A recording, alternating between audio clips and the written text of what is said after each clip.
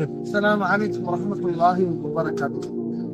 இபாத் Rahman Ajmera service சார்பாக உங்களை அன்போடு வரவேற்கிறேன்.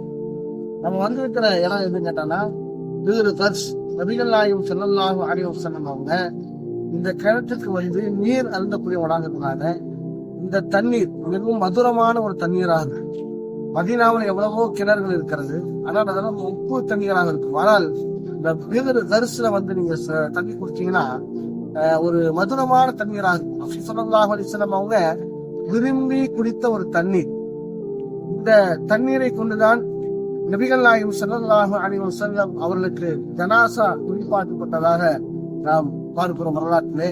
ஹதீஸில் கூட அலி ரலியல்லாஹு அன்ஹு அவருடைய பெருமானார் ஸல்லல்லாஹு அலைஹி வஸல்லம் அவர்கள் இந்த தண்ணீரை கொண்டு குளிப்பாட்டும்படி வேண்டியதாக நாம் பார்க்க முடிகிறது. எனவே வரலாற்று சிறப்பு மிக்க ஒரு இடம் இந்த பிகுரு கர்ஸ். பாருங்க, ஆண்களுக்கென்றும் பெண்களுக்கென்றும் தனியாக தண்ணீர் இருந்தக்கூடிய இடங்களை பாருங்க.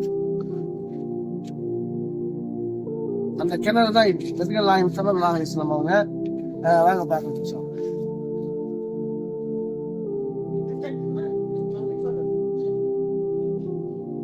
இந்த கிணறு தான் நபிகள் நாயகம் ஸல்லல்லாஹு அலைஹி வஸல்லம் அவர்கள் விரும்பி குடித்த பிகுரு கர்ஸ் என்கிற கிணறு. இன்ஷா அல்லாஹ் இது போன்ற வரலாற்று சிறப்பு முக்கிய இடங்களை நம்முடைய ஆட்சிகளை அழைத்துக் கொள்கிறோம். அதிகமாக நீங்கள் துவா செய்யுங்கள். உங்களை அன்போடு வரவேற்பதில் மகிழ்ச்சி அடைகிறோம். இபாத் ரஹ்மான் அஜ்மரா சர்வீஸ். அஸ்ஸலாமு அலைக்கும். அவ்வளவு இனிமையான ஒரு தண்ணீர் பிகுரு கர்ஸுடைய தண்ணீர். இன்ஷா அல்லாஹ் வந்தீங்கன்னா குடிச்சு பாருங்க. அஸ்ஸலாமு அலைக்கும்.